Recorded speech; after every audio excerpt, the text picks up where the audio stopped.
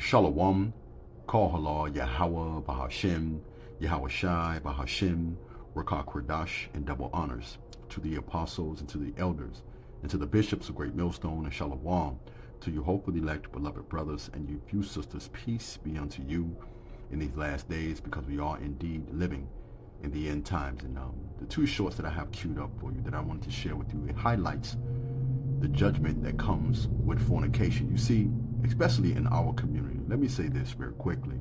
You know, adultery is likened unto a sport for these jakes, men and women alike.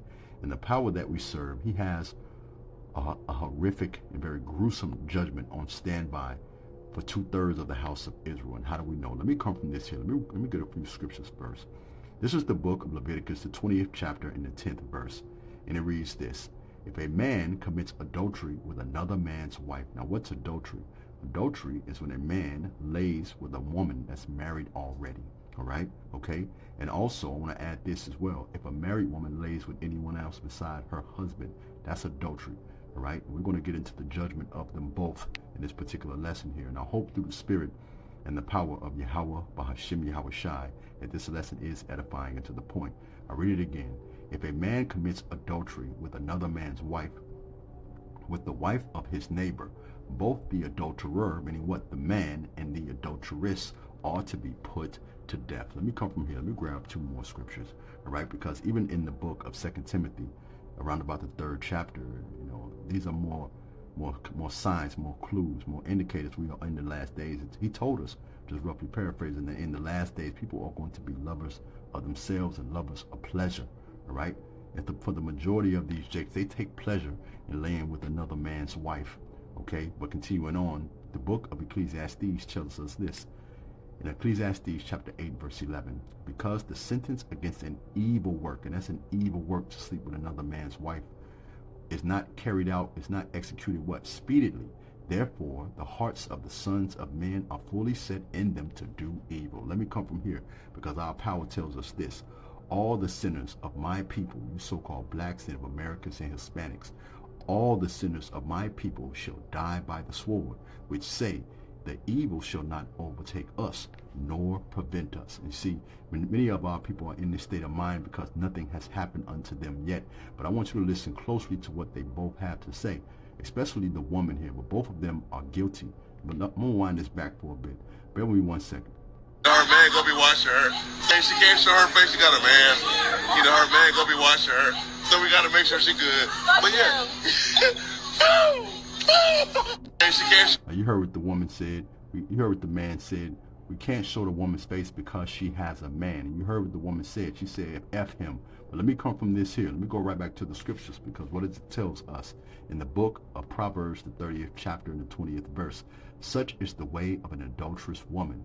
She eateth and wipeth her mouth, and saith, I have done no wickedness. You see, brothers, you see, we can't marvel, you know, when the woman trespass against us. You know, I'm not reading these scriptures only for you. I'm reading them for myself too as well. Such is the way of an adulterous woman. She eateth and wipeth her mouth, and saith, I have done no wickedness. You see, in this moment, you can tell that woman that she was doing anything wrong. But let me come from here, and let me go to the book of Ecclesiasticus, chapter 26, verse 11 on down. Continuing on, and it tells us, watch over an impudent eye, and marvel not if she trespass against thee. You see, brothers, when these sorts of things occurs, you get into a little skirmish, a little disagreement or infraction with your woman, you shouldn't marvel if she comes up missing. All right, this is why these scriptures are written here. I read it again. Watch over an impudent eye, and marvel not if she trespass against thee. But continuing on with verse 12, she will open her mouth against a thirsty traveler, when he hath found a fountain. You see, in that thirsty traveler was that other 2/3 jake, and that fountain was the woman. But continuing on, and drink of every water near her, by every hedge. She will sit down and open her quiver. And we already know what her quiver is, against every arrow. And we saw the woman had her legs cocked up in the middle of the damn street. But nevertheless, let me continue on. It reads this in the book of Ecclesiasticus, chapter 25, verse 19. It reads, all wickedness but little to the wickedness of a woman, let the portion of a sinner fall upon her. Which leads me to a perfect segue into my next short that I want to see, or what I want to show you, because this is what the judgment for adultery looks like in real time.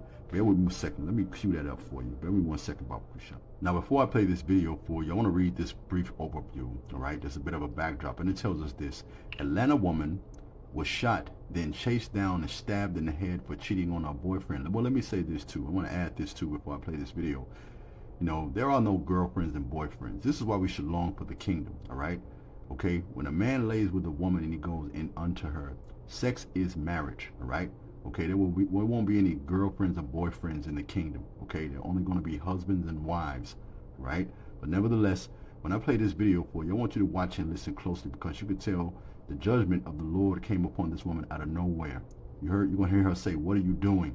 And for those of us who are of the hopefully elect, we know that this is judgment from Yahweh, Yahweh Shai. Watch closely, and per usual, I'm going to chime in with the scriptures momentarily. Bear with me 1 second. What do you do? Oh my God.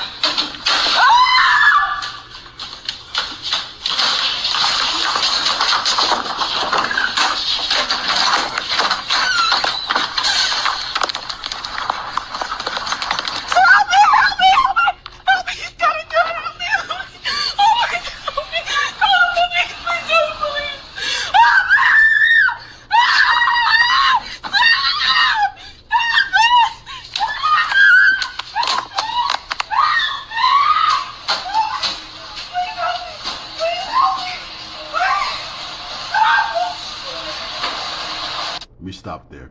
You see, and as the scriptures told us from the very beginning of this lesson, because the judgment is not carried out quickly, it's fully set in the heart of our people to do evil. Let me come from this here, and let me go to the book of Ecclesiasticus, chapter 26, verse 22, and it tells us, "A harlot shall be counted as spittle, but a married woman is a tower against death to her husband." You see, for you women who are harlots and whores and commit adultery, the Lord counts you as spit, right? But for you sisters who are true, who are faithful unto your husbands, you are a tower against death. All right, you're an actual benefit unto him. But let me transition from there. Let me get on you men too as well, because you're not going to get off scot-free. What does the book of Proverbs tell us? This is Proverbs chapter 6, verse 20 on down, and it tells us this. Look at what it states here in the subheading: a warning against adultery. "My son, keep your father's command, and do not forsake your mother's teaching.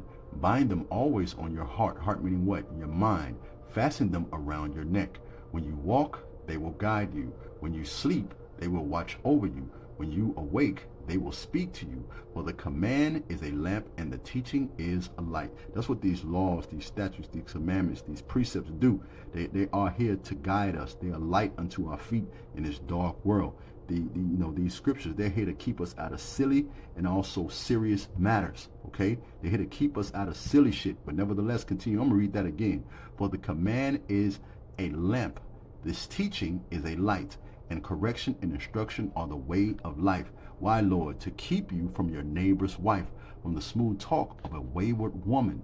Do not lust in your heart after her beauty, or let her captivate you with her" what? "Eyelashes. For a prostitute can be had for a loaf of bread, but another man's wife preys on your very life. Can a man scoop fire into his lap without his clothes being burned?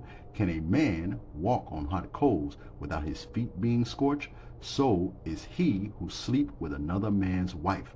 No one who touches her will go unpunished." And nowadays, and rightfully so, which is essentially the wrath of Yahweh Bahashim Yahweh Shai, the husband wants to delete the man, the adulterer, and the adulteress. But nevertheless, continue on.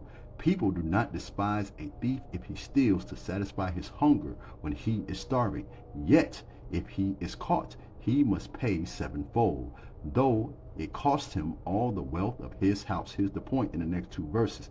"But a man who commits adultery has no sense. Whoever does so destroys himself. Blows and disgrace are his lots, and his shame shall never be wiped away." And let me come from here. Let me get one more scripture in the book of Ecclesiasticus, chapter 12, verse 6. For the Most High hated sinners. And what have we covered in this lesson? That adultery is a sin. Whether you are an adulterer or the adulteress. I read it again. For the Most High hated sinners, and will repay vengeance unto the ungodly, and keepeth them against the mighty day of their punishment. And I hope through the spirit and the power of Yahweh, Bahashem Yahweh Shai, that this lesson has been edifying and to the point. Keep pushing, keep believing, keep the faith. Shalom.